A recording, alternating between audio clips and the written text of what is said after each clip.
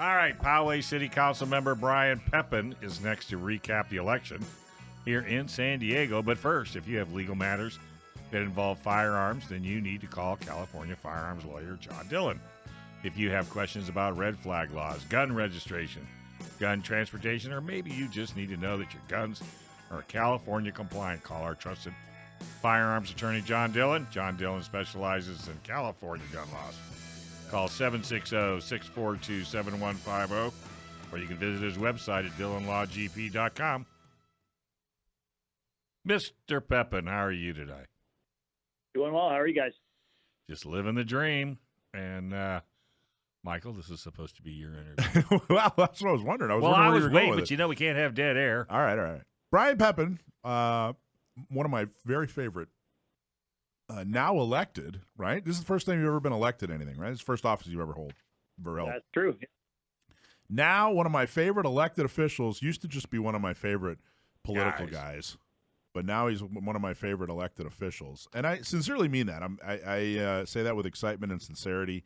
Again, congratulations for winning. You're the newest member of the Poway City Council. You worked hard. We were proud to endorse you.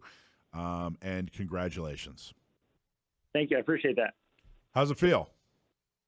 It's good. It was a hard-fought campaign. Like you said, this is the first time I've ever run for anything. I've been around politics since I was in high school, and I volunteered on my first campaign.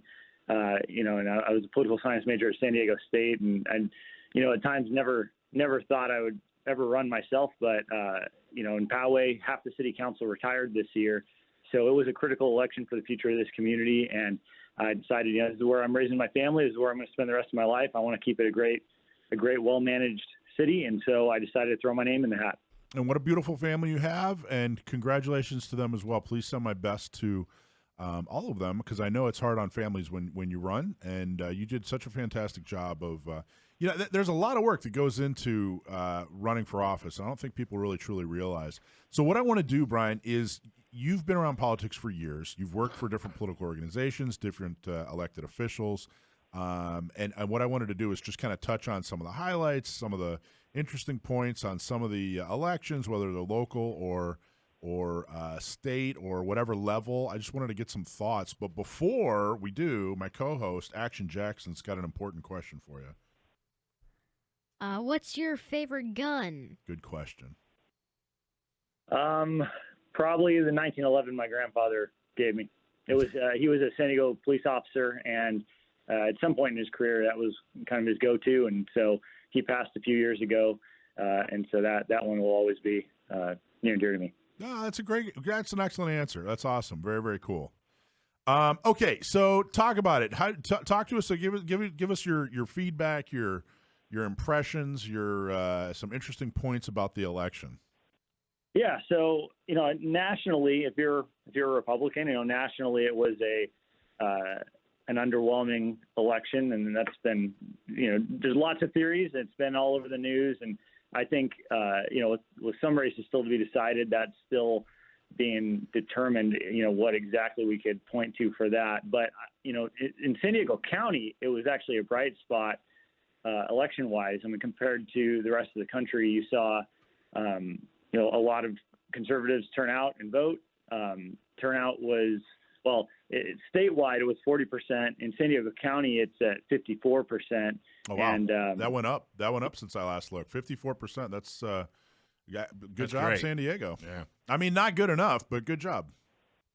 Yeah, and if you want to compare that to kind of historically for a midterm election, the 2018 midterm was 66%, and the 2014 midterm was 45%. So kind of right in the middle of what we've seen the last couple of midterm elections. And then, of course, you compare that to a presidential, which has been over 80% the last couple ones. And our primary this year was 35%. So just for the listeners, that kind of gives you a sense of how the turnout changes depending on, a presidential general election when everyone's voting, or a, midterm primary where you've got, 1 out of 3 people voting. And so there's already, and you already have a couple of questions I already have. This, I'm not a Republican. I'm not a Democrat. I'm not affiliated with any party. And I'm not even one of these people that, I'm a Republican. I'm just not registered as a Republican. No, I'm not affiliated with any party. and of course our organization is totally nonpartisan. What this red wave that everybody was talking about for months, and I got to tell you, it seems like every election, every other election or so, there's going to be a red wave or a blue wave. It's this, I don't know when about 10 years ago they started this term. That's when I started hearing this wave term, and it never seems to happen. But even I started kind of going, geez, I think there actually is going to be a red wave here. Didn't happen though. And do you think that this was based on real numbers? Did it look like there was going to be a red wave and there wasn't, or was this just kind of a rumor run amok? Or what's your take on why they thought there was going to be a red wave, and then why do you think there was not? Yeah, I mean, there was data to suggest that there was a red wave coming. I mean, in the primary, you actually saw, I remember in Supervisor Desmond's North County Supervisor seat, the Republican, it's a D+6 seat, but in the primary, Republicans outperformed. They actually were the top segment of the electorate as far as turning in ballots. And so hold on. So D+6 means that in his district, 6% higher registered Democrats. If you compare the Republicans to Democrats, Democrats beat Republicans by 6%. And what you're saying is during the June primary, a lot more Republicans showed up to vote than Democrats. Yeah, exactly. Okay. It was a few points more. And so, I mean, it was pretty significant. So you saw in the primary, there were reasons to believe that the general election in November would behave similarly. Now, if you look at the actual turnout in the Desmond seat in the general, you had, even though it's a D+6 district, you had D+2 turnout. So that typically, I mean, if you're the Republican candidate like Jim Desmond is, that's still you're beating registration, so that's good news. And so I guess to answer your question, while there wasn't the national red wave that was anticipated for a number of reasons, I think part of it was that Democrat voters kept seeing this in the news and they decided to send in their ballots. And one really interesting takeaway from this election was there was a lot of thinking that those late mail ballots would be trending Republican. And as you've seen in the last few days, as these late results come in on some of these close races, it's actually trending the other direction. Which is unusual. So, and I think what that indicates is that there were some Democrats who maybe would have otherwise not voted that ended up dropping their ballots in the mail in those final days because they kept hearing about this red wave and they wanted to do something about it. So what you're saying is they were the narrative out there in the news and whatever was, hey, there's this red wave coming, and so Democrats who normally would not have voted decided to try to counter that red wave by voting. That's a theory I have. Yeah, I mean, there seems to be some evidence that happened, at least in part.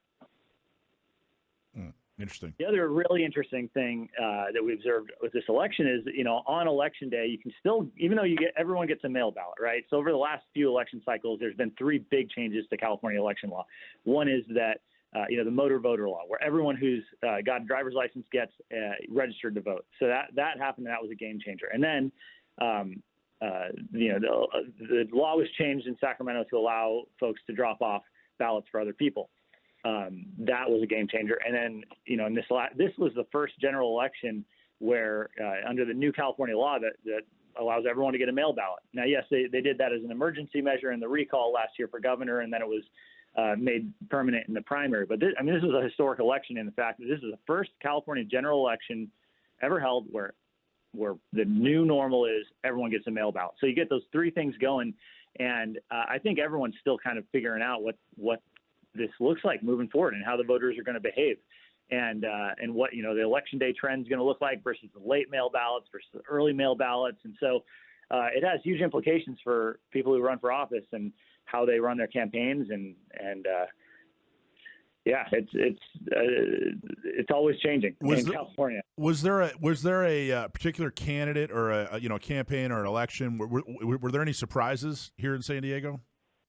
Yeah, I mean, Dane White becoming the new mayor of Escondido is huge. What a pleasant surprise that is. I got to tell you, I love Dane. Dane, I hope you're listening. Love you to death, man. He's a member of San Diego County Gun Owners. And when I say he's a member, he doesn't just pay his dues. He shows up He works our tables. He's a fantastic guy.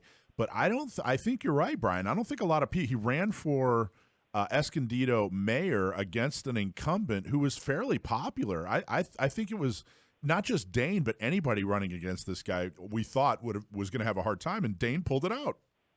Yeah, and he brings that kind of work ethic to everything he does, and you saw him working so hard for this, out there at every street fair, out there knocking on doors like crazy.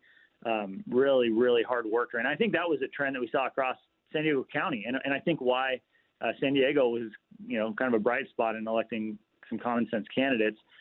They just work really, really hard. And, I think it's, California and American politics is changing. And the people that run for office these days, you really have to work really hard.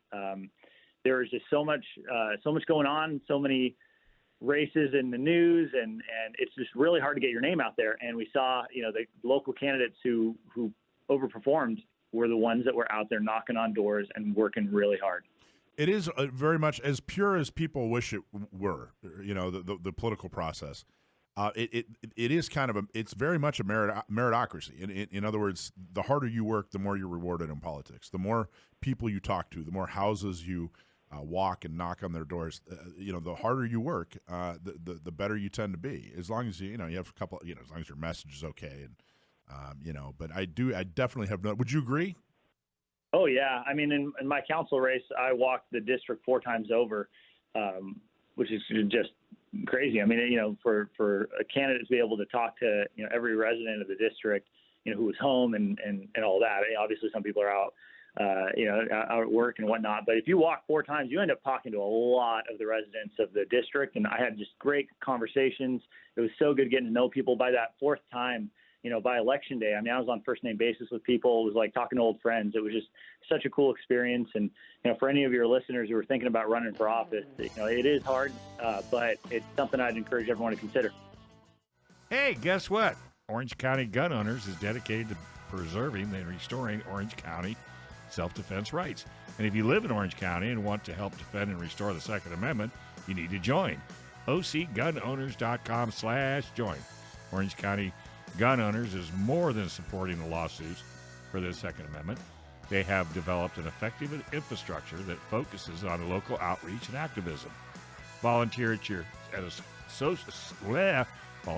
shooting social. Easy for you to say. I know. At a gun shop, tabletop, and help more pro-gun local officials get elected. Become a member today at OCGunowners.com/join. That's so true. Before we go back to what we were just talking about, more than just supporting lawsuits for Second Amendment, they've developed the effective infrastructure. Back when I was before San Diego County Gun Owners, Orange County Gun Owners, Inland Empire Gun Owners, there were, when I was a volunteer activist with group of other guys, whoever, everything that everyone ever said we needed and they wanted as far as Second Amendment activism, we now have. Mm-hmm. Outreach to women, right. We got it, not me. Talking to media, boom, we're in. Lawsuits, done. Mm-hmm. Teaching new shooter, done. Getting people, done. Every single thing. Yeah. When I was throughout the years when we were doing when I was doing activism and and another Second Amendment activist would come up and say, "Gee, you know what we need to do?" Every single one of those things, that whole wish list, it's there. Right. There's nothing we're not doing. Well, there's a new wish list.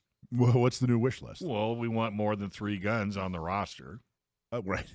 Well, we're working on it. But I'm just saying, you know what I mean? The activities. It's not like we're done. No, we're not. No. We are farthest thing from done. No. We got a ton to do. But what I'm saying is all the things that people wanted in place in order to get us there. Right. So what would happen is people would come up and for example, the roster. They'd say, well, we're never getting rid of the roster until we have this, and this. And that. Okay, well, it's all in place. Now all we need is you. Right. We need you to help us man the tabletops, help us teach the women, help us teach new shooters. Right. Help us fund the lawsuits. All the things that people said, hey, this is what we need. Boom, we got them. Right. And I'm really proud of that. Well, and so you should. And I think one of the but there's no excuse for sitting on your couch anymore. No. Well, I think one of the strongest things that we've done is Not Me SD. I love it. Every time I talk to a young lady about not me ST. Yep. They all give me that, really? Yeah. Really? Yeah. And it's got to the point where I'm carrying my San Diego County gun owner's business card because it's got the website on it. Yeah. To go. I overheard you talking to somebody today before the show. I was in here working, and you were talking to somebody about not me. Yeah. Well, I tell you, I talk to everybody. Well, I didn't believe you until 2 hours ago, Dave. I may not come to a tabletop. I may not do a shooting social, but I am out there every day. Well, now I have proof of that. So yeah, that's right. Thank you very much. But you know what? You are doing such important work within San Diego County gun owners. Yep, and Orange. And Orange, yep. and Inland. Can't wait for you to get L.A. You're going to lose 130 pounds. It's going to be an uphill battle.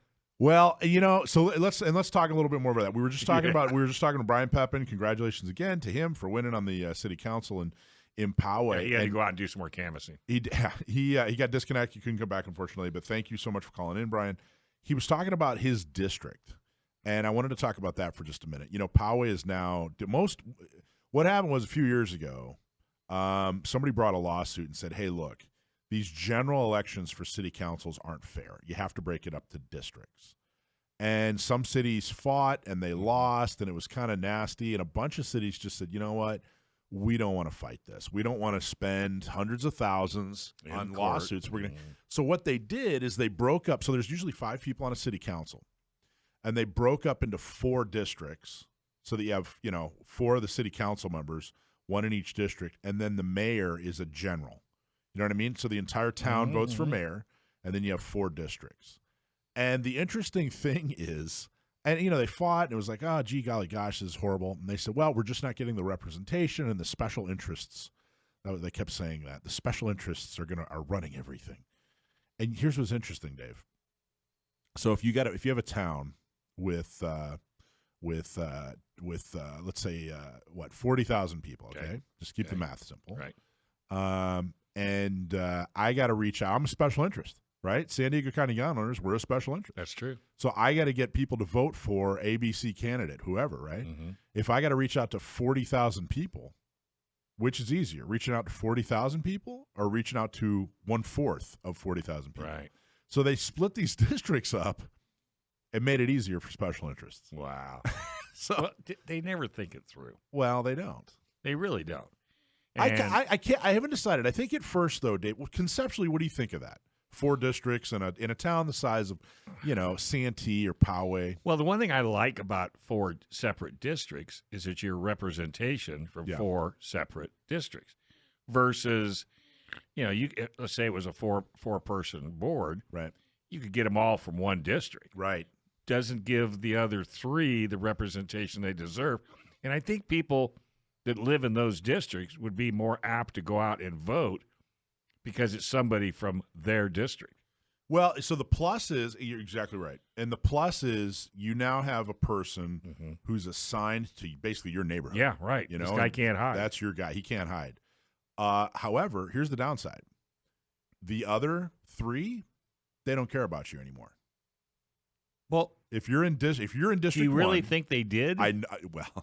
I mean, let's face it. I'm using the term care very loosely, yes, Dave. You are. I'm telling you. We're talking politicians. But if you're in District 1, your guy in District 1 is now easier to get to, right? Because he's only responsible for District 1.